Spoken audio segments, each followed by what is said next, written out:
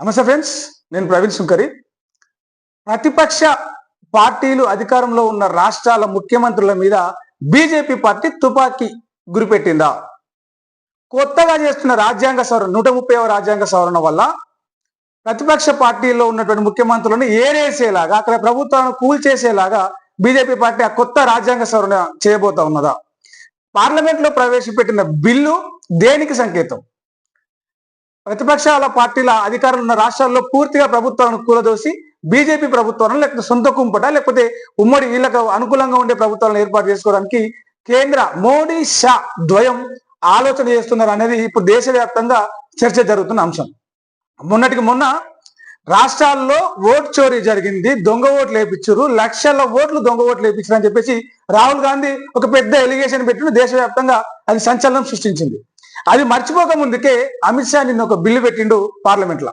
ఏంటంటే రాజ్యాంగ సవరణ, దాని ద్వారా అది చట్టం కనుక అమల్లోకి వస్తే 30 రోజులు ఒక ముఖ్యమంత్రి కానీ, ఒక మంత్రి కానీ, ఒక ఎమ్మెల్యే కానీ, ఒక ప్రధానమంత్రి కానీ 30 రోజులు జైల్లో ఉంటే వాళ్ళు ఆ పదవికి అర్హులు కాదు. వెంటనే 31వ రోజు నాడు ఆ ముఖ్యమంత్రి పదవికి వెళ్ళి ఆయన దింపేయాలి, ఆ మంత్రి పదవికి వెళ్ళి ఆయన దింపేయాలి, ఆ ఎమ్మెల్యేకి అనర్హుడు ప్రకటించాలి. ఇది ఆ బిల్లు సారాంశం. మరి ఈ బిల్లు వల్ల ఏం జరగబోతుందయ్యా? ఏం జరగబోతుంది అంటే ఏం లేదు. ఏదైనా ప్రభుత్వం, ఏదైనా రాష్ట్రంలో కేంద్ర ప్రభుత్వానికి వ్యతిరేకంగా ఉన్న పార్టీ, వ్యతిరేకంగా ఉన్న ప్రభుత్వం ఏదైనా ఉంటే దాని మీద కక్ష కట్టాక ఆ ప్రభుత్వం కూల్చేసేలాగా చేయొచ్చు. ఏదో ఒక కారణం పెట్టి ఆ ముఖ్యమంత్రి, సదరు ముఖ్యమంత్రి ఎవరైతే ఉంటారో ఆయనను జైల్లో వేయాలి. 30 రోజులు బెయిల్ ఇవ్వకుండా ఒక ముఖ్యమంత్రిని కావచ్చు, ఒక నాయకుడిని జైల్లో వేయడం అధికారంలో ఉన్న పార్టీకి పెద్ద కష్టమేం కాదు. సో అది ఇంప్లిమెంట్ చేసి ఒక నాయకుడిని, ఒక రాష్ట్ర ముఖ్యమంత్రిని కావచ్చు, అది తెలంగాణ ముఖ్యమంత్రి, ఆంధ్రప్రదేశ్ ముఖ్యమంత్రి, బీహార్ ముఖ్యమంత్రి, యూపీ ముఖ్యమంత్రి, ఢిల్లీ ముఖ్యమంత్రి, మనం గతంలో చూసినాం ఆ ఢిల్లీ ముఖ్యమంత్రి అరవింద్ కేజ్రీవాల్ ని జైల్లో పెట్టిన సంగతి ఆ లిక్కర్ స్కామ్ లో.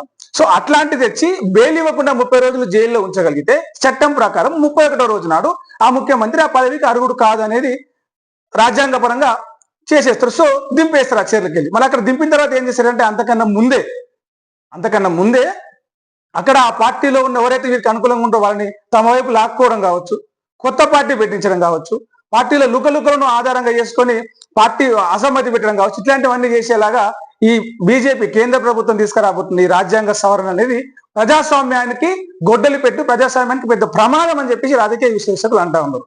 సరే, ఆ బిల్లు కనుక ఆమోదం పొంది చట్టం అయితే ఇప్పటికిప్పుడు ఎవరి మీద ఎఫెక్ట్ ఉండబోతుంది అంటే 7 ముఖ్యమంత్రులకు ఇమ్మీడియట్లీ అది యాక్షన్ చూపించబోతా ఉన్నారు. ఆ 7 ముఖ్యమంత్రులు మొత్తము దేశంలో ఉన్న ముఖ్యమంత్రులలో 42% ముఖ్యమంత్రులకి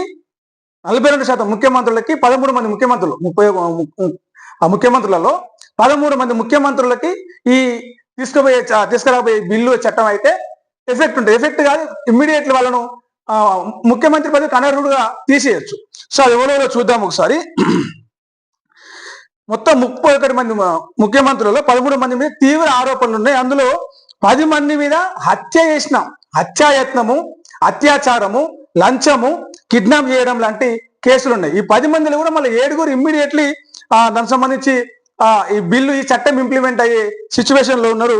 వాళ్ళు ఎవరెవరో ఒకసారి చూద్దాం. ఈ 7లో మనం ఒకసారి చూస్తే టాప్ ప్లేస్ లో తెలంగాణ ముఖ్యమంత్రి రేవంత్ రెడ్డి ఉన్నారు అత్యధిక కేసులతోటి. ఆయన మీద మొత్తం 89 కేసులు ఉన్నాయి. టాప్ ప్లేస్ లో ముఖ్యమంత్రి రేవంత్ రెడ్డి ఉన్నారు. ఆయన మీద 89 కేసులు ఉన్నాయి. ఆ 89లో 72 కేసులు చాలా తీవ్రమైనవి అంటే ఓటుకు నోటు కేసు కావచ్చు, లంచం కేసు కావచ్చు, కొంతకాలం ఆయన జైల్లో కూడా ఉన్నాడు.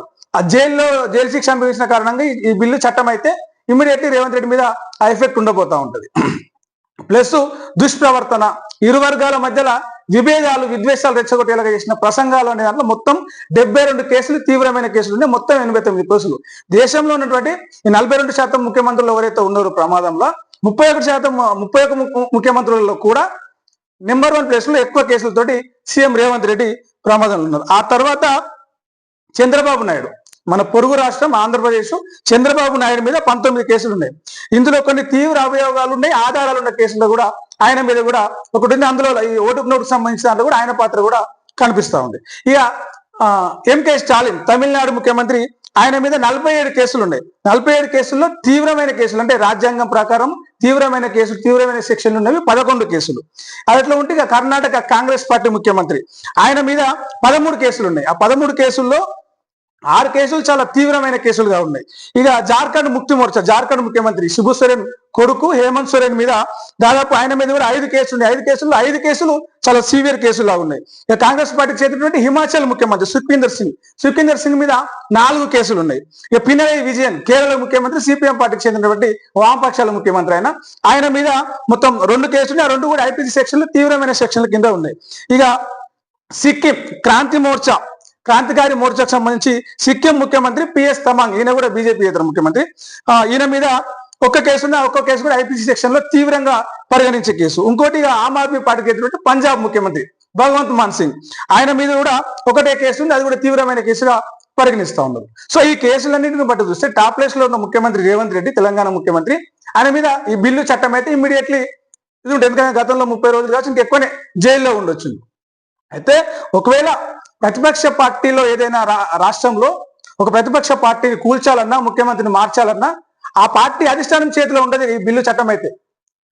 ఢిల్లీలో ఎవరు అధికారంలో ఉంటారు, కేంద్రంలో ఎవరు అధికారంలో ఉంటారో వాళ్ళ చేతిలోనే ఉంటుంది. కక్షపూరితంగా కేసులు పెట్టొచ్చు, జైలుకు పంపొచ్చు, బెయిల్ రాకుండా ఆపొచ్చు, 30 రోజులు జైల్లోనే ఉంచి 31వ నాడు రిలీజ్ అయినా రిలీజ్ కాకపోయినా ఈ చట్టం ప్రకారము 30 రోజులు జైల్లో ఉంటే ఆ పదవికి అనర్హులుగా ప్రకటిస్తారు. కాబట్టి ఆయనను బయటకు వచ్చినా రాకపోయినా ఆ పదవిలోంచి తప్పించేసి ఆ స్థానంలో, ముఖ్యమంత్రి స్థానంలో కేంద్ర ప్రభుత్వం మాట వినే, కేంద్రంలో అధికారులు ఉన్న పార్టీకి అనుకూలంగా ఉండే వ్యక్తులను కూర్చోబెట్టేలాగా ఇది కుట్ర జరుగుతూ ఉందని చెప్పేసి రాజకీయ విశ్లేషకులు ఈ కేంద్ర ప్రభుత్వం బీజేపీ సర్కార్ తీసుకురాబోతున్న ఆ రాజ్యాంగ సవరణ మీద ఒక ఎలిగేషన్ పెడతా ఉన్నారు. ఇది నిజంగా ఒక రాజకీయ పరంగా చూస్తే ఇది నిజమా అబద్ధమా, వాళ్ళు పెడుతున్న ఆరోపణలు నిజమెంత ఉందా అని ఆలోచిస్తే ఖచ్చితంగా ఇది ప్రస్తుతం ఒక ప్రాక్టీస్. ఇది ఏమంటారు, ప్రాక్టీస్. ఇది మేము ఇట్లా తెస్తా ఉన్నాం చెప్పేసి అందరికీ అలవాటు చేసేలాగా ఒకటి చేస్తారు. దాంతో పాటు ఒక పాజిటివ్ గా వెళ్ళేలాగా ఏం చేస్తున్నారు అంటే ఈ నేరపూరిత ఉన్న రాజకీయ నాయకులను రాజకీయాల్లోంచి ఆ పదవికి అనర్హులుగా ప్రకటిస్తే కొత్త తరము రాజకీయాల్లోకి వస్తుంది, యువత రాజకీయాల్లోకి వస్తుంది. చాలా మంచి అవకాశం, ఇది మంచిది ఆలోచన. కానీ అట్లా మొదలు పెడితే ప్రతిపక్ష పార్టీలకు సంబంధించిన ముఖ్యమంత్రులనే ఎందుకు టార్గెట్ చేయడం? బీజేపీలో సంబంధించి ఫడ్నవీస్ ఒకటే ఉన్నాడు, మిగతా చంద్రబాబు నాయుడు, ఇంకో ముఖ్యమంత్రి, ఇద్దరు, మొత్తం 10 మందిలో 3 మన ఎన్డీఏ కూటమిలో ఉన్న వాళ్ళైతే మిగతా 7 అందరూ కూడా కాంగ్రెస్ పార్టీ బీజేపీ ఏతర ముఖ్యమంత్రులు. సో వాళ్ళని టార్గెట్ చేయడం వెనకాల ఉద్దేశం ఏంటి? ప్రతిపక్షం అనేది లేకుండా, కేంద్రంలో బీజేపీకి తిరుగు లేకుండా చేయడం కోసము ఇది చేస్తున్న కుట్రలాగా రాజకీయ విశ్లేషకులు దీన్ని చెప్తా ఉన్నారు. నిజంగా అది సాధ్యమవుతుందా అంటే చెప్పలేం. అటు బీజేపీకి ఇది బూమరాంగ్ కావచ్చు, ఇటు ప్రతిపక్ష పార్టీలకు, ఇతర ఈ పార్టీలకు, బీజేపీ కాంగ్రెస్ ఇతర పార్టీలకు కూడా అది టార్గెట్ అయ్యే అవకాశం ఉంది, ఆ పార్టీలు టార్గెట్ అయ్యే అవకాశం ఉంది. కానీ కేంద్రంలో ఎవరు అధికారంలో ఉంటే వాళ్ళకే ఆ రాష్ట్రాల ముఖ్యమంత్రులు అనుకూలంగా చెప్పినట్లు వినాలి, విమర్శించే పరిస్థితి ఉండదు. ఇదంతా కూడా కేంద్ర ప్రభుత్వ గుప్పిట్లోకి రాష్ట్రాలన్నీ వెళ్ళిపోతే ఏ పార్టీలో కూడా అప్పుడు నడిచే అవకాశం ఉండదు. సో యూత్ రాజకీయాల్లోకి రావడానికి ఇది ఒక మార్గం, కొత్త తరాలని రాజకీయాల్లో తీసుకురావడానికి ఇది ఈ బిల్లు సవరణ అనేది, రాజ్యాంగ సవరణ అనేది ఒక మంచి అవకాశం అని చెప్పేసి చెప్తా ఉన్నారు. కానీ రానిచ్చే వాళ్ళు ఎంతమంది? నిజంగా యువతకు అవకాశాలు ఇవ్వాలంటే ఇప్పుడు కూడా ఇవ్వచ్చు.